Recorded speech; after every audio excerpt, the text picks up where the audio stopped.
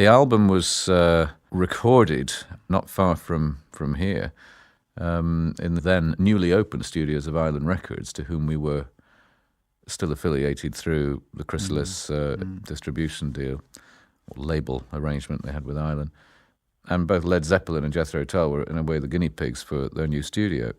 And being, as I think I recall, a converted church, Basing Street, it had, by the standards of then, all the latest in technology and the latest in studio ideas.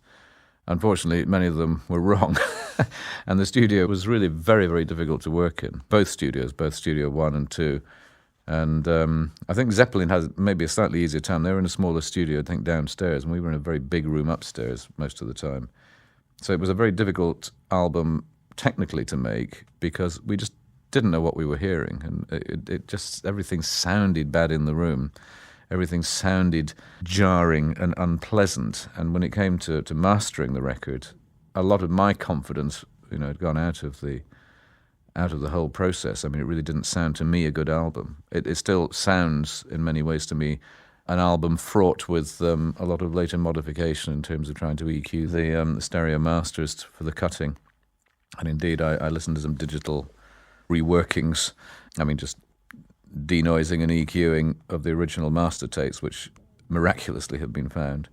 I mean, the first generation master tapes. So these have been lost for 10 Well, years lost in the sense that they were amongst my reclaimed collection of Jethro Tull masters, but out of, I guess thousands rather than hundreds of tapes of one sort or another, some of these things in ancient boxes with labels that don't necessarily relate to the contents any longer, it is quite difficult to pin things down. But anyway, yes, they did, like many other tapes before them, surface having been away for a while at other people's studios or left, in some cutting room in America or somewhere. Finally these things have, by and large, found their way home to me over the last few years since I've, through the release of compilations and box sets and all the rest of it, had to try to lay my hands on it all. So did the recording take longer than it might otherwise have done because of this studio? Well, Jethro Tull, like a lot of bands then, was necessarily given only a very finite time in which to make a new record, because the demands to get out and develop the potential of the band as a live act in different countries was really, it was a very strong sense of need, both on the part of record company management, audiences in other countries, and for us as musicians to really get out there and explore that wide world. So I think we probably had, I seem to recall that when we were working on this was either side of Christmas, and it seems like we probably had 3 or 4 weeks to do it. And as I say, 2 or 3 pieces we came in armed with as rehearsed and worked out pieces. Other songs like Locomotive Breath, for example, were very much contrived on the spot, and very unsuccessfully in terms of attempts to make the record. It was finally, this is artistic rather than technically a problem, but it was just that we couldn't somehow get the thing to click at all. It was just, I was obviously not getting across the way I wanted this song to sound to the other guys, and it ended up with me sitting out in the studio. These were the days before click tracks and things. I sat in the studio to be a click track for 4.5 minutes or whatever by playing hi-hat and bass drum all the way through the track, and then overdubbed to that with the rest of... then I added some guitar parts, electric guitar parts and acoustic guitar parts, and then tied on the front of that was John Evans' piano intro, and then Clyde Bunker overdubbed the toms and the cymbals, and Martin came and added the other electric guitar part to it. So it was one of those strange songs. It was actually... I'm not saying we weren't all in the room at the same time. We were probably all there that day, but it was certainly it was more like a later Pink Floyd recording than a Jethro Tull recording, in the sense it was made up out of a lot of overdubs of parts, and no one really knew what the end song was going to sound like except me. But it does sound like a live song. It sounds like the sort of thing that you could walk on stage and play almost spontaneously. Well, it doesn't sound like that's kind of lucky, because that's what we've had to do for the last 25 years: walk on stage and play it live. And like many songs, sometimes these things that get put together in the studio, very artificially, end up translating into great live songs. And sometimes they really don't. After 25 years, where does Aqualung stand in the chronicle of Jethro Tull releases? Well, when EMI wanted to focus on this 25-year anniversary of the Aqualung album's release and do I kind of said, well, sure, if you want to do that, it's okay. A big chance to clean up and see if we can, repress and at least get a better quality piece of music out there for people to buy or rebuy if they haven't actually bought the CD yet. Then I couldn't have anything really against it, but I did point out to them that it would appear that in many places Aqualung was not necessarily the seminal Jethro Tull album that to a lot of people perhaps Stand Up would be, or to many more people probably Thick as a Brick, or even the album Living in the Past, the compilation album that was largely, would be.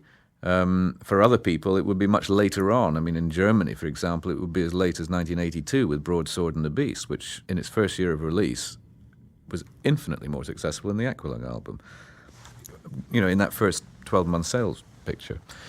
And it's probably still our most successful record in Germany, by that standard, of having, in its year of being a contemporary album, was far and away the most successful. And so there's a danger in focusing on that particular album, giving it perhaps the importance of Dark Side of the Moon to Pink Floyd. I don't think Aqualung is not really a very good comparison, because Jethro Tull's music before Aqualung and since, it's not that Aqualung was a sort of crowning moment where a certain kind of musical idea was at its zenith, and then afterwards we just made pale imitations. I mean, you can move on a year or two to things like Minstrel in the Gallery, or in Songs from the Wood, or Crest of a Knave or something. I mean, you're going to records which musically are really quite different. And I, as a singer, songwriter, flute player, whatever, I mean, if you going back a couple of nights, working on my own little rehearsals for the next tour, I was, going through the song Budapest from Crest of a Knave. Now, I could not have possibly have written a song of that detail, or that, for me, that sort of roundness and interest and from a live performance point of view, something as rewarding to do. I couldn't have done that in 1970 or 1971. I mean, I didn't have that, I wasn't equipped to do it. But by 1986, I was similarly no longer equipped to do with the kind of naivety and the single brushstroke, the kind of music that was evident on Aqualung or Stand Up or whatever. You change, and sophistication, literally change, is not something that is... the word sophistication has connotations of being almost a bad thing in rock music terms, because it's got too smooth and too arty and pretentious, and you leave people behind you.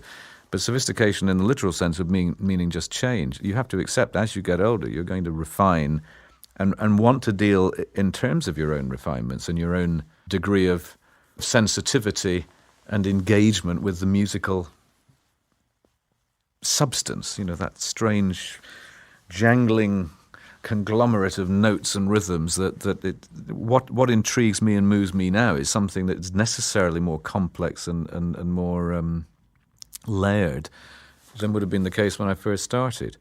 I still enjoy listening to Muddy Waters. I love listening to very simple, direct music, but I don't enjoy playing it very much, because I just feel I need more substance. I need more to hang my hat on as a performer and as a songwriter. So just by comparison, then, something like Budapest from Crest of a Knave for me is a much more, to me, a more fitting example of Jethro Tull, or Ian Anderson stroke Jethro Tull at its best, more so than perhaps Aqualung, which is a good record with a bunch of good songs on it, many of which come in and out of the Jethro Tull set. But I would just say that it was, thank God it was a good rather than, by my standards, a good rather than a bad Jethro Tull album that has resulted in that degree of interest from people over the years.